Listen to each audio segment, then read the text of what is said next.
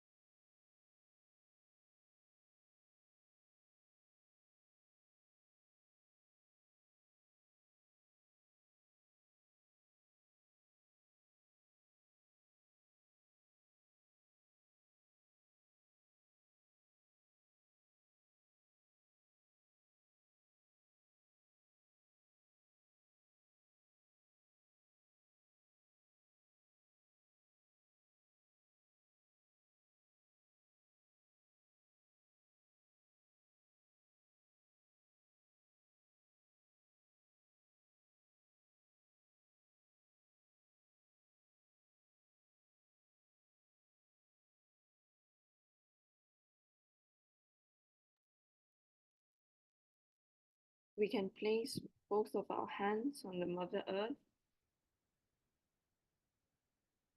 and offer this shloka to the Mother Earth.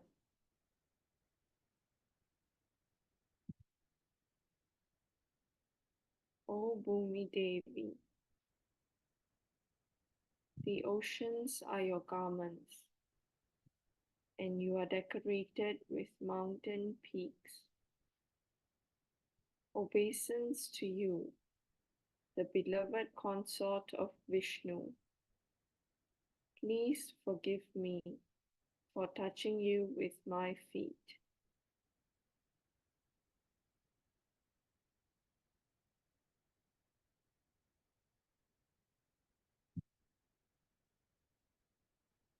We can pray to Sri Adi Bhumi Devi.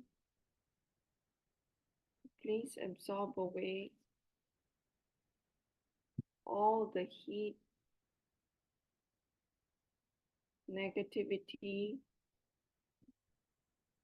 overactivity,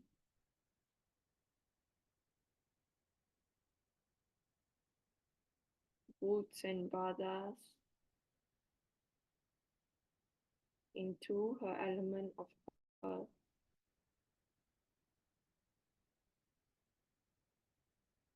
We can meditate upon the Mother Earth for a while.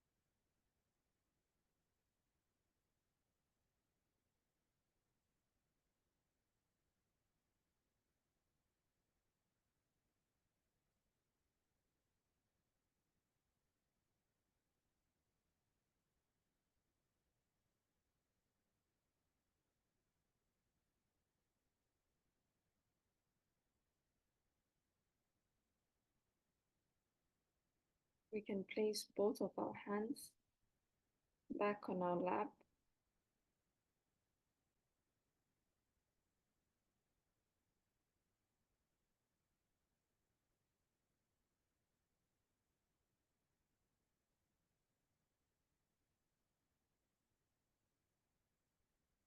And with our attention on the Muladhara chakra,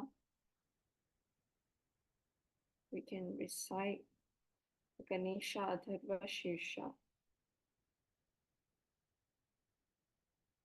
Om Namaste Ganapate Tvameva Pratyaksham Tatvamasi Tvameva Kevalam Kartasi Tvameva Kevalam Kartasi Tvameva Kevalam Kartasi Tvameva Sarvam Kalvidam Brahmasi Tvam Sakshat Anasi Nityam Chidam Lakshmi Satyam Lakshmi Avatvam Avavataram Avashodaram Avalhataram Avadhataram Avanucha Namavashishyam Avapashyatat Avapurastat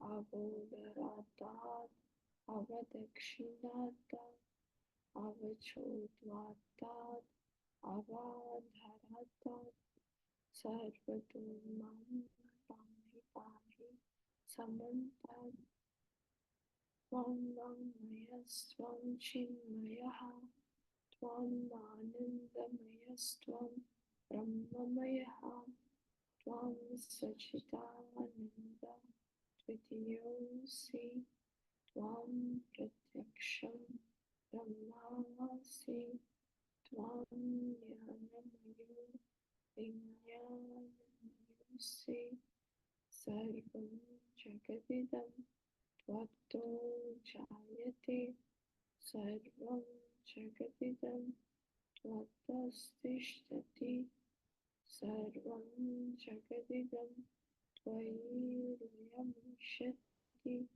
Sarvam Jagadidam Tvayi Prateti Tvam Bhumirapo Nalo Navaha Tvam Chatvari Vakvadani Tvam Gunatraya Itaha Tvam Dehatraya Titaha Tvam Kalatraya Titaha Tvam Muladhara Sthitosi Nityam Tvam Shakti Trayatmakaha Tvam Yogino Dhyayanti Nityam Tvam Brahmasvam Vishnusvam Rudrasvam Indrasvam Agnisvam Vayusvam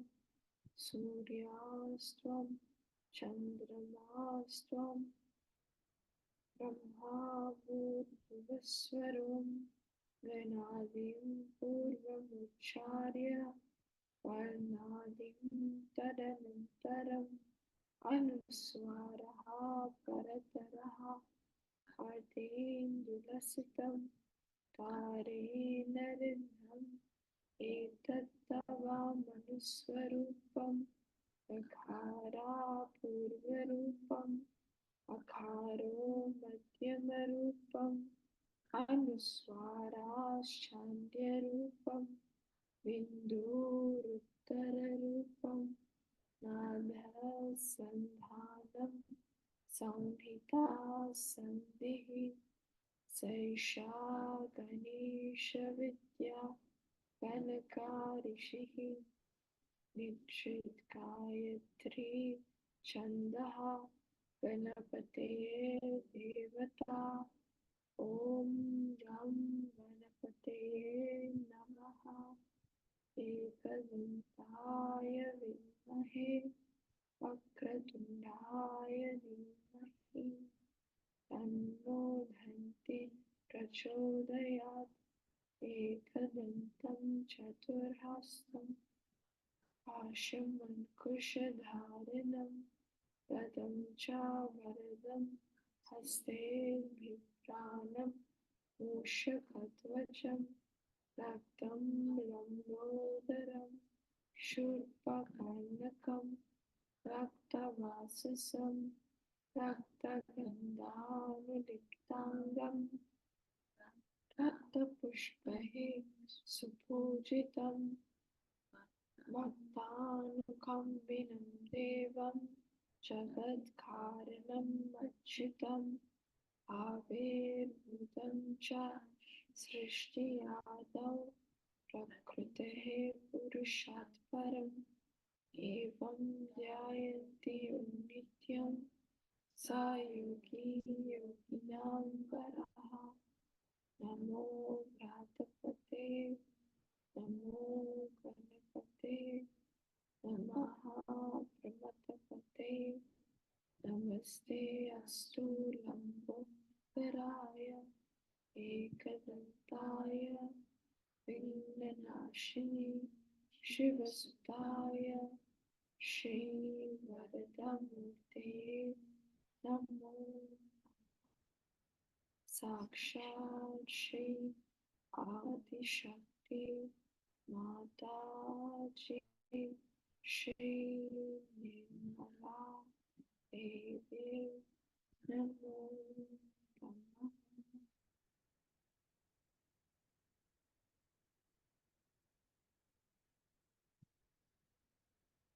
We will now listen to Shmataji's talk.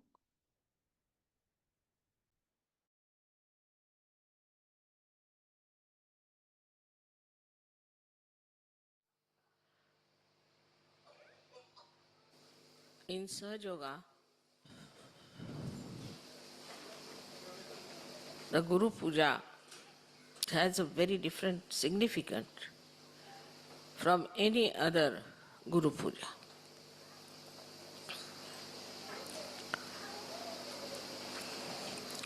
When you worship your Guru, you are also worshipping the Guru within you.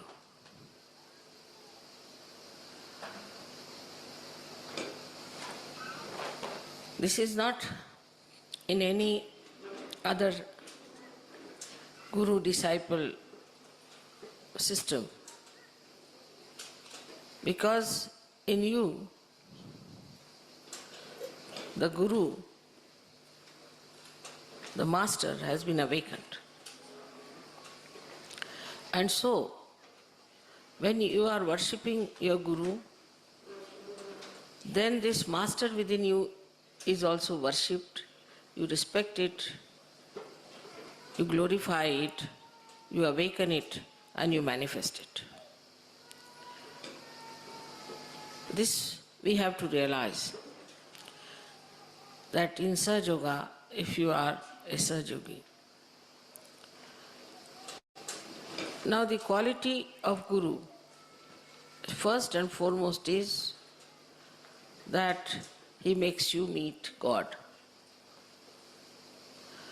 Means he raises the Kundalini and establishes the relation between the all-pervading power, and as your Guru is Adi Shakti, you make that person meet also the Adi Shakti. So you have a double advantage, that at the same time, when you give them realization, not only that you make them feel the union with the divine power, but you can make them meet the divinity itself, the source of divine power. So your responsibility as Sahaja Yogis is very great, because in you there is the Guru. Now in our mantras we say that, Mother, I am my own Guru. But saying that, do we realize that if I am my own Guru, this I and my Guru, between the two, what have I achieved? Where am I? Can I guide myself? Have I got the light of the Spirit on my attention so well established and manifested that I can guide myself and guide others later on. First of all, in the Guru principle, it is important that you see to yourself the introspection. Can I be my own Guru? Have I become my own Guru? Now, in your case, your Guru is a mother, a woman. So, it has to be among women that the development of their Guru qualities have to be very well manifested. But it's just the way it is not. For them, they are still the mothers, or they are the wives, or they are Saj Yoginis. But they don't realize that you are also the Gurus. Because your mother is a Guru, because she is a woman, and you have to be also of that quality that people should say, look at this woman, she's such a Guru. But still, as I hear from the different leaders, that the ladies are absolutely still very much far away and are very few who can be called as real Saj Yoginis. It's a sad thing to hear. Because if you still keep to all these mundane things of womanhood and the drawbacks of womanhood, which has come out of domination, maybe because of always they were shown to be something lower. Especially in the Christian religion, they were never regarded as something holy.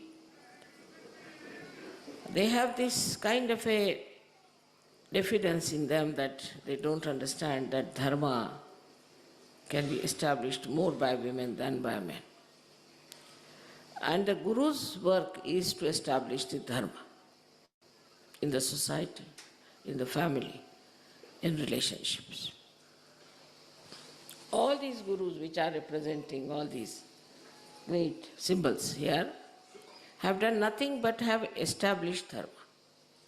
But first of all, before establishing the dharma, we should watch ourselves. Have we got dharma within ourselves or not?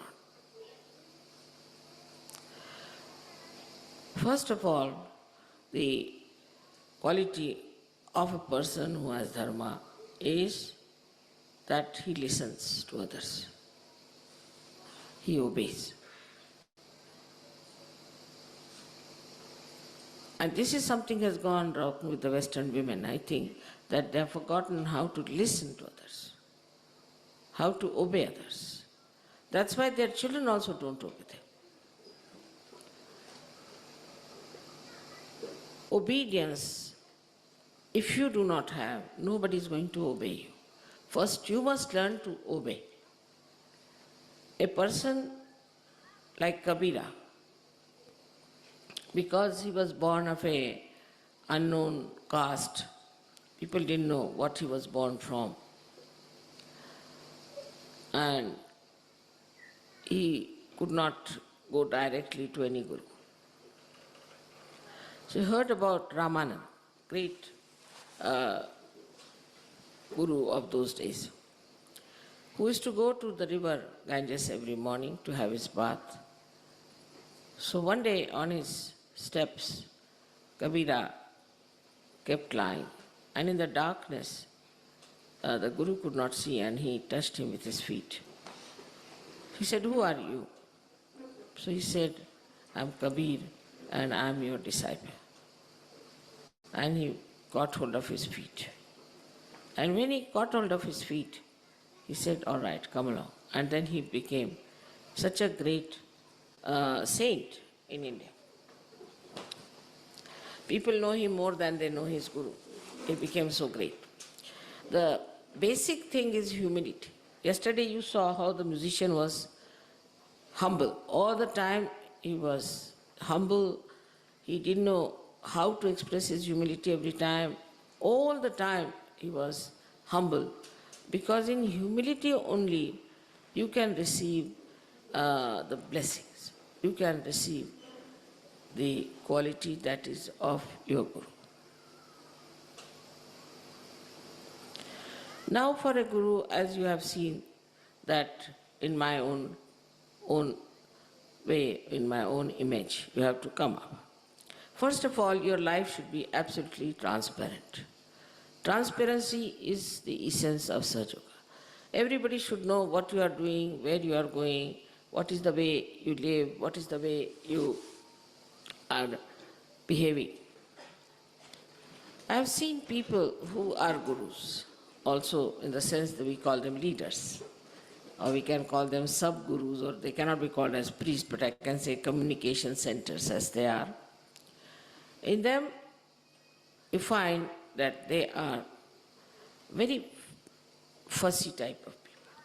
Always think about their body, always think about their comfort, always grudge about what's nobody looked after them, as if they suffer from persecution mania. Or they will grudge about food. I didn't eat my food for one day. It doesn't matter. For a guru, it's better to starve for about 3-4 days nicely, so that you get over this idea of hunger. You'll be surprised, since I'm here, I have not eaten anything much, just drinking something, because just the guru has no hunger, right? Because it is in your stomach, the guru vibrations are so much that you don't feel like eating anything. So then what do you eat and how do you eat and all these things that we have given up to come to Sahaja Yoga. So even if leaders have this nonsense in their head, what do you get to eat? I mean, this is the basics, absolutely. And when I hear some people telling me, oh, what did they eat and how did they eat and all, it's like, I feel they are like tourists in Sahaja Yoga. Just come in Sahaja Yoga like tourists to see places and go around and to know where you get, in what restaurant you get good food and cheaply. All this is so basically, absolutely not a manifestation of Guru principle. Now you have seen your Guru as she is. I do not know what I eat, what they give me, what I want. They go on giving me whatever they think I like. And I just don't know if I like that thing or not, or what is it. If they ask me, Mother, what will you have? I said, what will I have? I don't know really. What will I have? Anything. So there has to be no choices. First of all, not to waste your attention on choices. Of course, only on vibrations. I mean, supposing you go to a restaurant, find all kinds of funny vibrations there, people are getting drunk or anything, then of course you should say. But all the choices must be based on vibrations and not on material things. That you get something nice there, let's go there, and they'll travel for 50 miles to go eat something nonsensical. It should be all nonsense for all Sahaja Yogis. And when I say Sahaja Yogi, it means also Sahaja Yoginis. So the food part of it is aswada. We should not have any taste for any special food. Especially in France, to say that people may not like.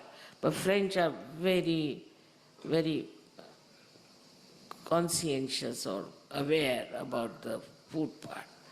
I don't know how far they make really good food, but at least they think they eat very good food. So, the eating of good food is a kind of an addiction. It's a kind of an addiction. It's something like drug, that you must have good food.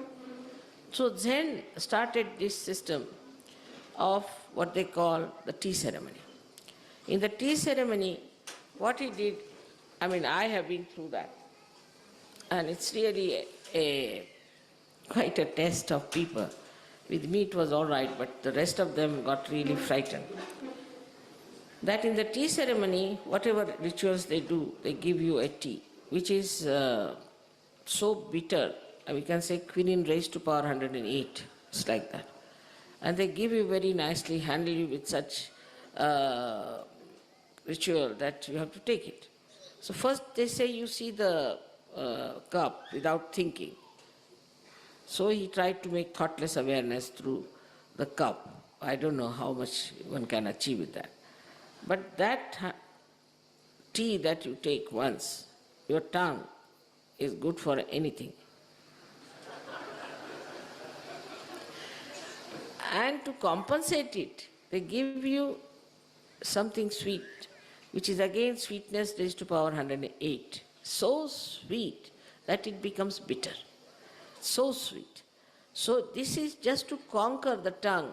Zen must have thought that better give them this tea ceremony, where there is no tea, there's nothing but just you really give such shocks to your tongue so that after that you can eat whatever you get. And that's why you must know that Japanese can eat anything. They have solved their food problem because they can eat anything. They can just fish out some crabs or could be some prawns, just peel them out like peanuts and eat them like that. I think Zen has solved this problem for them because they have food shortage.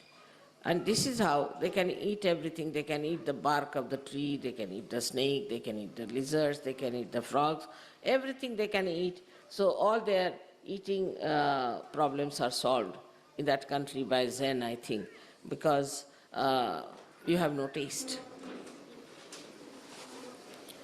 But in this, I think the worst are in the whole world are Indians. They are the fussiest people for food because their women have spoiled them. They know very good cooking and they know how to handle their husbands by cooking very well. And the way they cook food for them, you see, the men have to go back to Indian food. Now, even if they travel the whole world, they'll need Indian food. They can't get over their tongues. It is such a big conditioning in India of food that I just don't know how will they get out absolutely the basics which are important. Gandhiji tried that very much in the ashram. He used to give horrid food, boiled food with the oil of mustard on top, and nobody could eat that, raw. And he used to make everybody eat that. Not only that, he would make them clean the bathrooms, WCs, everything so that you get rid of your nose also, that you need everything. Because so many people, while eating also in India, will put something to their nose, they smell everything. So they're oversensitive to their tongue and to their nose, but not to their eyes. To eyes they are not. For eyes, I would say the most sensitive people are Japanese and Chinese. And also the Western people are very much sensitive because they don't like to see anything dirty, filthy or ugly. Indians won't mind any dirt, filth, anything, just like dogs and horses or buffaloes. They can walk through any dirt, filth, anything. Nothing matters to them. Anything ugly, ugly building or an ugly dress or anything is all right for them. It doesn't matter. To their eyes, it doesn't matter at all. Only thing, kitchen should be clean, and they are all the time in the kitchen. So we don't have to learn all these bad things from Indians. There are some good things they have, but there are certain things, theirs are very bad conditioning. And the next to that are, I think, the French. But if you eat English food, you can become quite good because there's no taste in English food.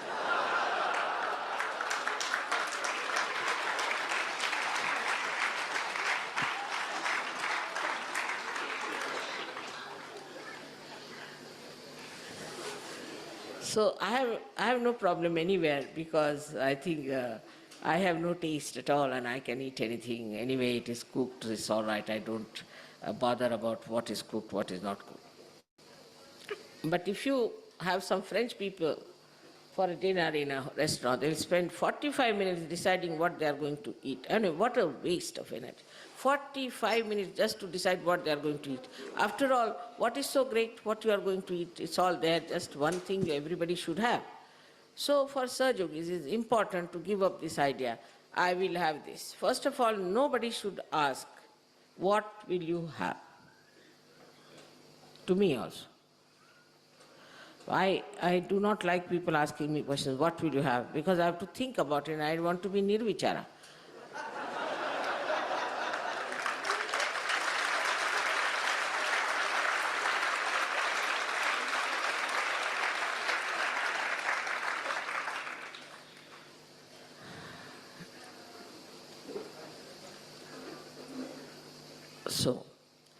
This is one big ordeal which we do not understand how much we are attached to food.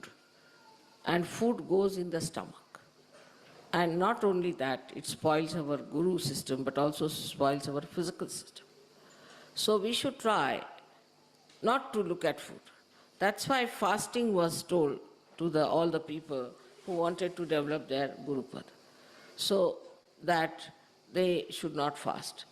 But they do not fast normally because they think of food. So there's no fasting. I mean, fasting means that you go into nirvichara and don't think of food, but they are all the time thinking of food, so it has no meaning, and you are just the same. Whether you eat it or not, your mind is eating it all the time. Then you start thinking, when will I end my fast and where will I go to have what? So this is a very basic thing that we should get rid of our habits, of our conditionings, what we are going to have, and what food we are going to have. Our children also should be given a proper training about it. That is all right. Sometimes there is no salt, sometimes there is no sugar, doesn't matter. And sometimes there is nothing, doesn't matter. Nothing important for Sahaja-yogi. You can live without food for days together, no problem. So for a Sahaja-yogi, there's nothing like taste of food and hunger. There's only one hunger, is to be purified, to be clean. This is one of the things that dirties our mind, we should say, that we think about food all the time. Even in Russia, I found people carried all Indian things there. They were cooking all Indian things, and I am poor thing, I can't eat anything. So they brought everything for me thinking I'm an Indian, but they don't know I am Zen. I do not have sense of taste. So to get over taste, one has to work out. It's an experiment we have to do with ourselves. Unless and until we introspect ourselves and do experiments, we cannot rise. Because though the Kundalini is trying her level best, but your conditionings are so great that it cannot pierce through and cannot make you onto that Guru level. If you see the lives of all these Gurus, they were married, they had children, they lived a normal life, but in their own personal life, they were absolutely detached people. So first detachment should come from food. And there, whatever you like, you just don't eat. That's the best way, because of liking something, supposing if somebody is fond of ice cream, he must have already spoiled his liver, so they give up. If you like pasta, give up pasta. If you like something else, just give up. Don't ask for it and don't eat it at all, so that, you see, your mind will get a little bit detached from it. It's very easy to achieve this detachment, I think, if you work it out in a sensible way. Just try to punish your body. You see, if you are your Guru, you better take hold of, first of all, your body and your conditionings. You have to treat your body with this thing. I am told many girls who have married abroad are still making their Indian food and eating. That's horrible it is. They should starve. If they starve for, say, about 5-6 days or maybe 8 days, then they'll eat any food in any case. That's why the fasting is given. So one should adjust oneself to any kind of food you can have. And if you want to survive, then you eat anything. So just make it a point that you get rid of this very simple conditioning you have of liking the food that you want to eat and you don't want to eat. I think a Sahaja-yogini or Sahaja-yogi who cannot get rid of this little thing, then how can you call him a Sahaja-yogi? I don't know, he's very asahaj. Because the other day I met one lady. I said, what is the matter? Where have you been? She said, I've been looking out for some sort of an Indian ingredient. I said, how can you get it here in this Spain? You cannot. Why? Because they asked me to make Indian food. All right. Then without that, can't you make Indian food? What is the need to run all the way, whole day for one small little thing called hing? It's a big name for that. It's a small little thing. Just to get that, she had to run all over the places to get it. So, for people who are Saj Yogis, if they are Saj, whatever is available, you can make something nice out of it and eat it. So that shows what? Shows sagacity, shows trupti, shows your satisfaction. And that is one of the manifestations of a guru, that he is a satisfied soul. He is just self-contained, doesn't bother. Now, for example, some people, especially in the West, thank God they are not spoiled by their wives so much. They don't have so much of conditioning. They can eat anything. I've seen that when they come on the Indian tour, all the Indians say horrid food was given and the poor things were eating that horrid food and this and that. And I asked them, which place you like the best? They said, Brahmapuri. I said, eh? They were saying Brahmapuri had the worst food and everybody was complaining. No, Brahmapuri was the best because we could bathe in the river and we could sing and we could enjoy it. So that's the sign of one thing to get rid of your bad habits of food business. Now the second part is, for the body you need comforts. I must congratulate the Western Saj Yogis that they may be coming from any walk of life. I must say, Indians have to learn from them. They may be coming from any position or status. All of them enjoy the comfort of the spirit when they travel in the tour. They do not ask for, I haven't got a chair, I haven't got a bed, I haven't got a proper things. In this way, you see, you will realize that the body comfort is of no importance. We have just spoilt our body. There's no need. No need. Body, you put it anywhere, will sleep in any case. If you cannot sleep for 2 nights, all right, put on some music for 1 night or 2 nights as we had here. You will sleep anyway.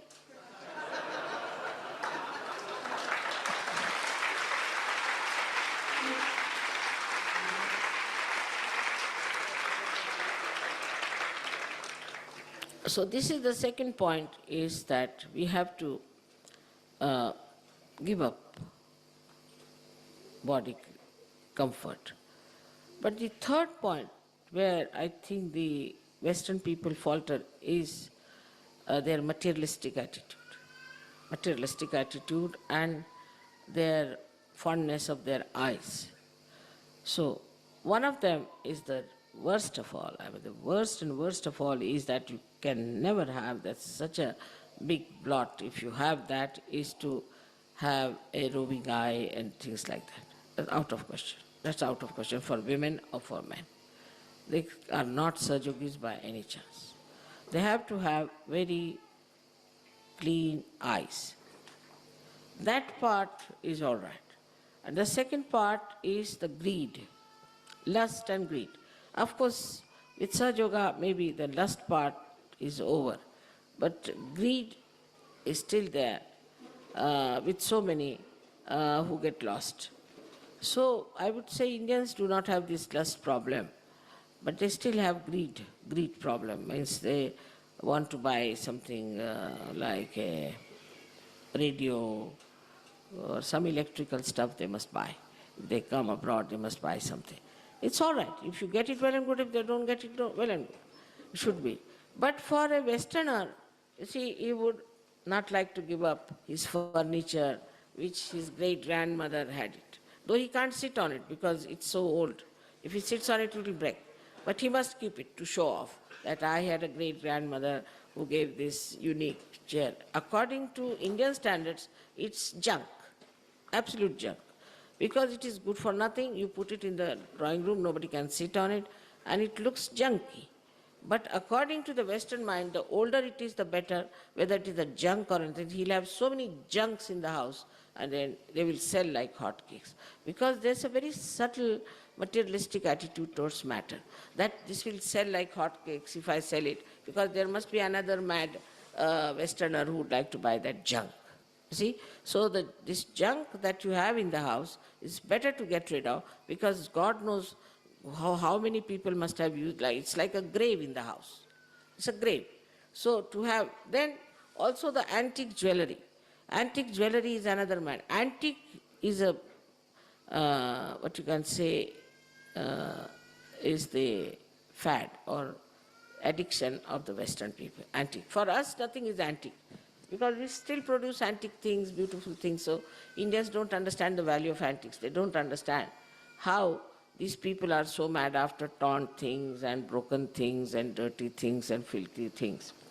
But the Western mind has been brought up that way.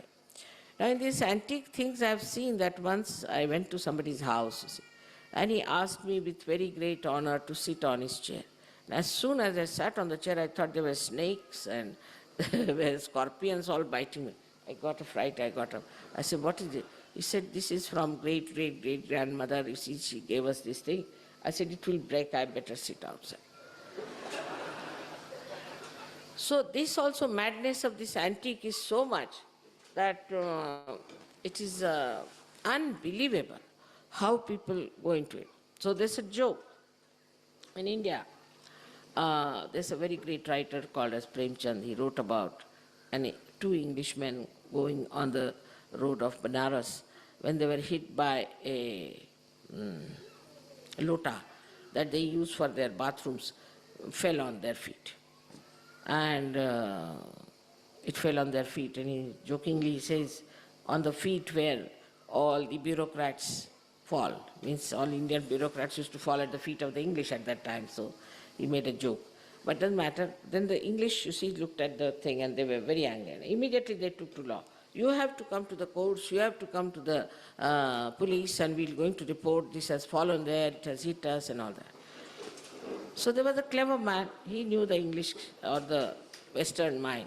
He said, sir, do you know this lota has very valuable? He said, why? Because this one was used by Akbar the Great. So ancient it is. He said, really? Yes, it is. And you just don't quarrel with them and ask them for this lota. And he told in Indian language to them that I have befooled these people, I have told them that this lota belong to Akbar, and you have to take this lota and use this lota to just to befool them. So then they asked, but all right, we'll forgive you, we'll not take you to any courts or anything, but you just give us this lota. They said, no, we can't. We said, why? Because it's such an antique piece, you see. In India, you won't find anybody respecting antique pieces, especially in Benares, nobody bothers. So they said, really, yes, it belonged to Akbar, and my forefathers worked with him, so he gave us this lota. We can't give you, we are sorry. They said, no, please give us, you see, we'll not take you to the police. All right, you charge us. Whatever money you charge us and all that. In those days, they paid 1,000 rupees. This is equal to now 1 crore, I think. They gave, these English paid them and bought that lota, which had nothing to do with Akbar or anyone. So this madness of antique has to go away from our minds. It's such a built-in thing within us that we always talk of antiquities. Perhaps maybe because of wars everything was destroyed, and whatever was in the olden times was something very beautiful and good, and now we are not making very good things. Perhaps maybe that is the reason. But now we are making nice things we can make. Now in England I was surprised that old crafts are coming up. Everywhere I go, the old crafts are coming up. So to respect antiques means you just stop making the old craft revive. Because you pay so much to the antiques, the same thing made today won't fetch the same price as it was. Now this has ruined our creativity, ruined our handwork, and it has ruined our whole, I think, the quality of our life, because the way we are mad after antiques. So this also should go from your head, that anything antique is something good. It's a very superficial value, if you see to it. Because